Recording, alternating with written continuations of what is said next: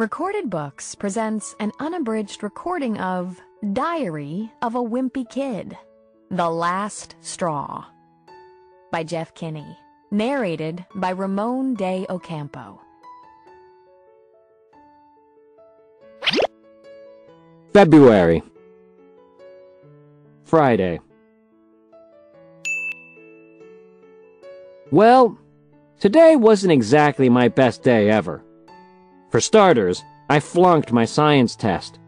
So it probably would have been a good idea to have studied last night instead of spending 4 hours at bingo. I fell asleep in 6th period today, and this time I was out cold.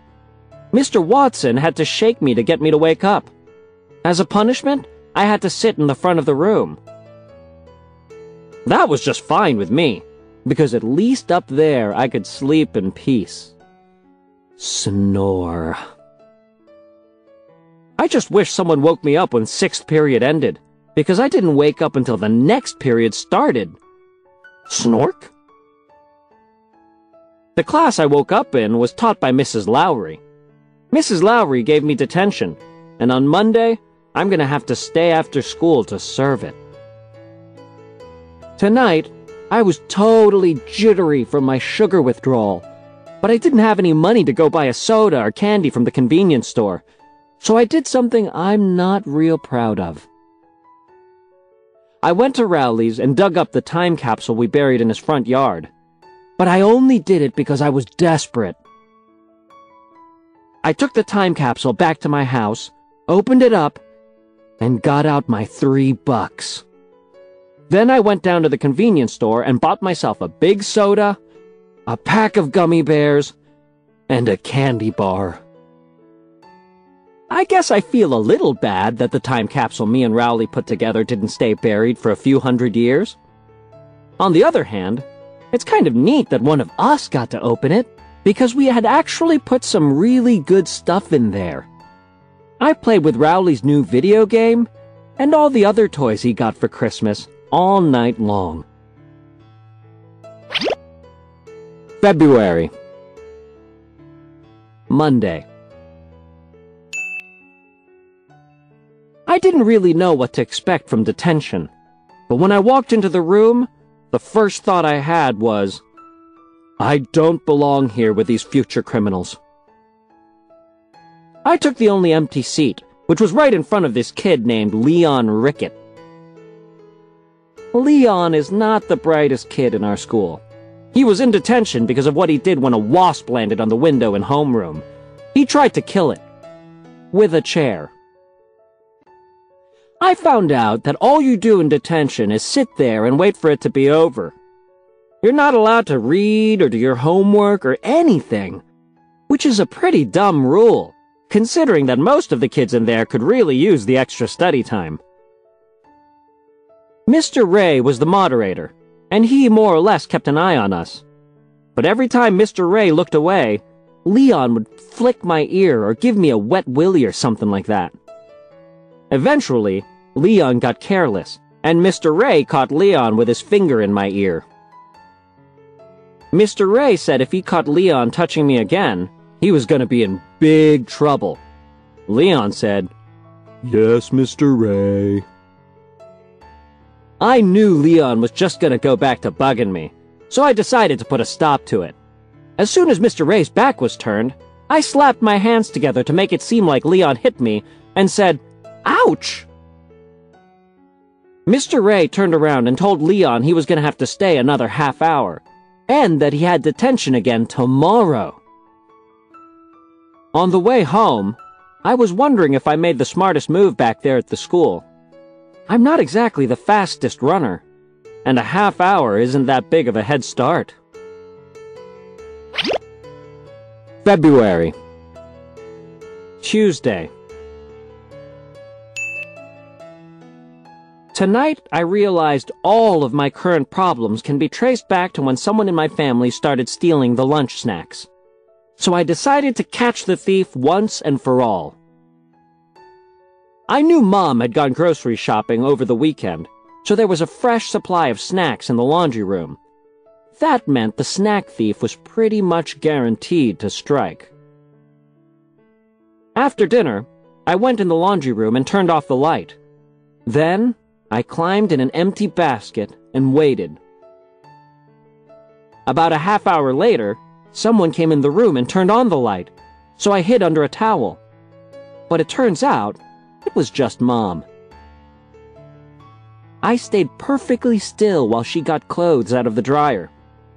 Mom didn't notice me in there, and she dumped the clothes from the dryer right into the bin where I was hiding.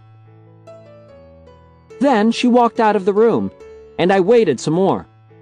I was seriously ready to wait there all night if that's what it took. But the clothes from the dryer were really warm, and I started feeling a little drowsy. And before I knew it, I was asleep.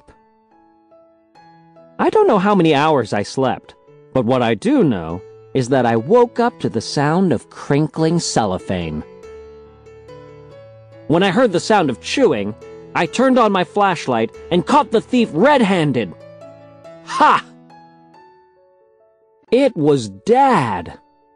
Man, I should have known it was him from the start. When it comes to junk food, he's a total addict.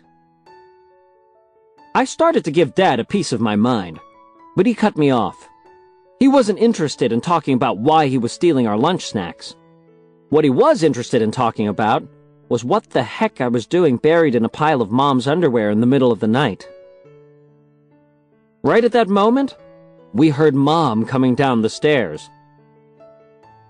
I think me and Dad realized how bad the situation looked for both of us, so we each just grabbed as many oatmeal creams as we could carry and made a run for it. February. Wednesday. I was still really steamed at Dad for stealing our lunch treats, and I was planning on confronting him tonight. But Dad was in bed by 6 o'clock, so I didn't get my chance.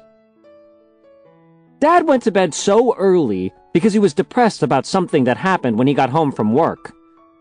When Dad was getting the mail, our neighbors from up the street, the Snellas, walked down the hill with their new baby. The baby's name is Seth, and I think he's about 2 months old.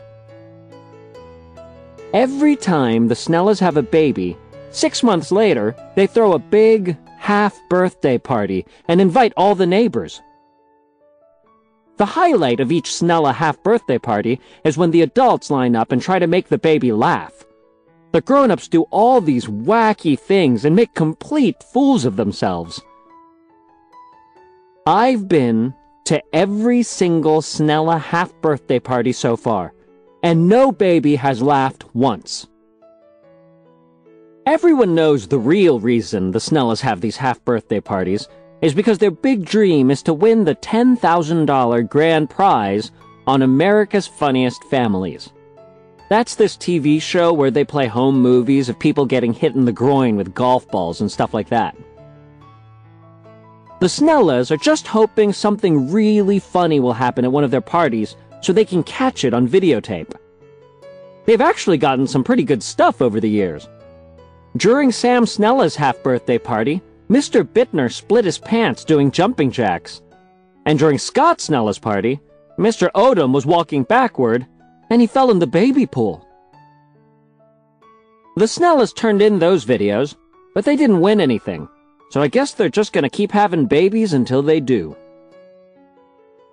Dad hates performing in front of people, so he'll do everything he can to avoid having to act like a fool in front of the whole neighborhood. And so far, Dad has weaseled his way out of every single Snella half-birthday party.